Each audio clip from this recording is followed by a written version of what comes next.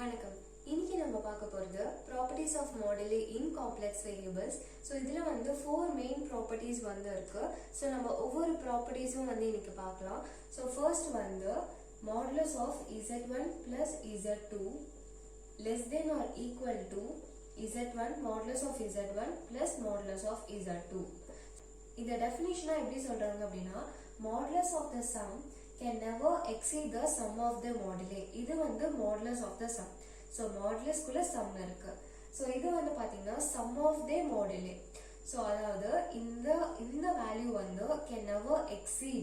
So கண்டிப்பா இது வந்து less than தான் இருக்கும், இது தாண்டி இருக்காது அப்படின்றத சொல்றாங்க. So செகண்ட் வந்து என்ன அப்படின்னா, modulus of z1 minus z2 greater than or equal to modulus of z1 minus modulus of z2 அப்படின்னு சொல்றாங்க. ஸோ இதோட டெஃபினிஷனா என்ன சொல்றாங்க அப்படின்னா, the modulus of the difference, so இது வந்து modulus of the difference can never be less than the difference of the moduli அப்படின்னு சொல்றாங்க. அதாவது இது வந்து modulus of the difference. So கண்டிப்பா less than இருக்காது. எதுக்கு? difference of the moduliக்கு கண்டிப்பா less than இருக்காது அப்படின்றத சொல்றாங்க. ஸோ தேர்ட் ப்ராப்பர்ட்டி என்ன அப்படின்னா, z1 z2 equal to modulus of z1 z2 equal to modulus of z1 modulus of z2 அப்படின்னு சொல்றாங்க. ஸோ இது டெஃபினிஷனா சொல்லும் போது, the modulus of the product which is the product of the moduli. அதாவது இது வந்து modulus of the product. modulus குள்ள product இருக்கு. ஸோ இது எதுக்கு ஈக்குவலா இருக்குன்னு பாத்தீங்கன்னா, product of the moduliக்கு ஈக்குவலா இருக்கு அப்படின்னு சொல்றாங்க. ஸோ ஃபோர்த் ப்ராப்பர்ட்டி வந்து z1 modulus of z1 by z2 equal to modulus of z1 by modulus of z2.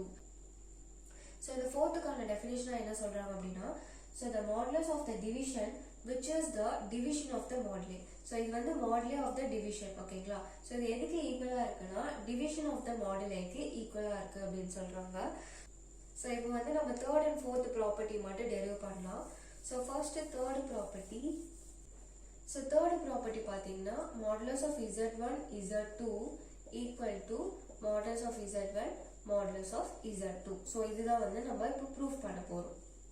So இப்போ இது ப்ரூஃப் பண்ணுறதுக்கு வந்து கண்டிப்பாக நம்மளுக்கு வந்து ஒரு ஃபார்முலா தெரிஞ்சாகணும். என்ன ஃபார்முலா அப்படின்னா, modulus of z the whole square equal to z bar. So இந்த ஃபார்முலா நம்மளுக்கு தெரியணும். இந்த ஃபார்முலா வச்சு தான் நம்ம இதை ப்ரூஃபை பண்ண போகிறோம்.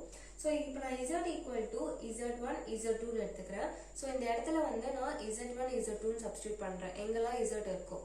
ஸோ அப்போ modulus of z1 z2 the whole square equal to, so z இருக்கிற இடத்துல z1 z2 சப்ஸ்டியூட் பண்ணுங்க.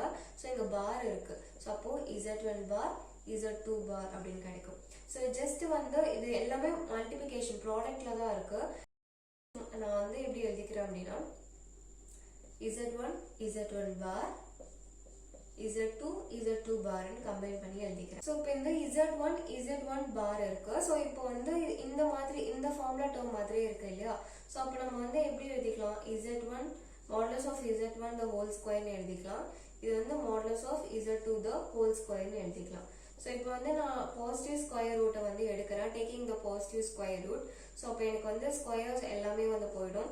அப்போ z1 modulus of z1 z2 equal to modulus of z1 modulus of z2 எனக்கு வந்து ப்ரூஃப் ஆயிடுச்சு. ஒண்ணுமே இல்லை. ஸோ இந்த ஃபார்முலா நான் எடுத்திருக்கேன். ஸோ z இருக்கிற இடத்துல z1 z2 அப்படின்னு அந்த ஃபார்முலாவில் சப்ஸ்டியூட் பண்ணியிருக்கேன். ஸோ இது ரெண்டுத்தையும் நான் வந்து கம்பைன் பண்ணி எழுதிட்டேன். ஸோ இது வந்து இதுதான் வந்து இது. ஸோ அப்போ வந்து எனக்கு இங்கே z1 z1 பார் இருக்கு. அப்போ நான் இங்கே z1 modulus of z1 the whole square எழுதிக்கலாம். ஸோ அதே மாதிரி இங்கேயும் modulus of z2 the whole square எழுதலாம். எல்லா இடத்துலையும் ஸ்கொயர் இருக்கிறதுனால நான் ஸ்கொயரை வந்து எடுக்கிறேன். ஸோ ஸ்கொயர் எடுத்துட்டேன் அப்படின்னா modulus of z1 z2 equal to modulus of z1 into modulus of z2. So இது வந்து ப்ரூஃப் ஆயிடுச்சு, அவ்வளோதான். ஸோ நெக்ஸ்ட் வந்து ஃபோர்த் ப்ரூஃப் வந்து நம்ம பண்ணலாம். ஸோ ஃபோர்த் ப்ரூஃப் வந்து ரொம்பவே ஈஸி.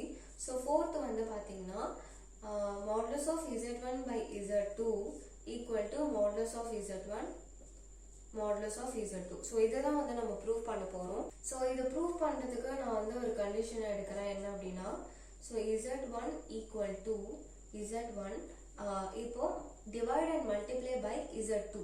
ஸோ மல்டிப்ளை பண்ண போகிறேன் அண்ட் டிவைட் பண்ண போகிறேன் z2வால். ஸோ இது வந்து பார்த்தீங்கன்னா ஒரு டேர்ம். ஸோ இப்போ இந்த இதில் வந்து நான் வந்து அப்ளை பண்ண போகிறேன்.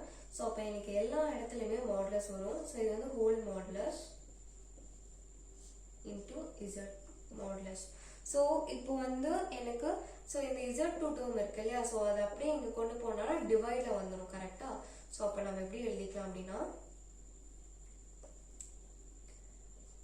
modulus of Z1 divided by modulus of Z2 equal to modulus of Z1 by Z2.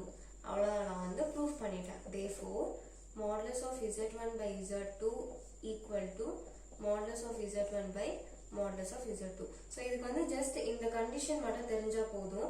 So Z1 இருக்கிறத மல்டிப்ளை அண்ட் டிவைட் பண்ணுற Z2வால் அண்ட் நான் வந்து மாடுலஸ் வந்து அப்ளை பண்ணுறேன். ஸோ மாடுலஸ் அப்ளை பண்ணிவிட்டு Z2வை நான் இந்த சைடு கொண்டு வரும்போது எனக்கு டிவைடில் வந்துடுச்சு. அவ்வளோதான், எனக்கு வந்து ப்ரூஃப் ஆயிடுச்சு. ஸோ இதுதான் வந்து ப்ராப்பர்ட்டிஸ் ஆஃப் மாடுலையில் third and fourth property. So first and second வந்து நெக்ஸ்ட் வீடியோவில் நான் வந்து டெரைவ் பண்ணுறேன். ஸோ தேங்க்ஸ் ஃபார் வாட்சிங்.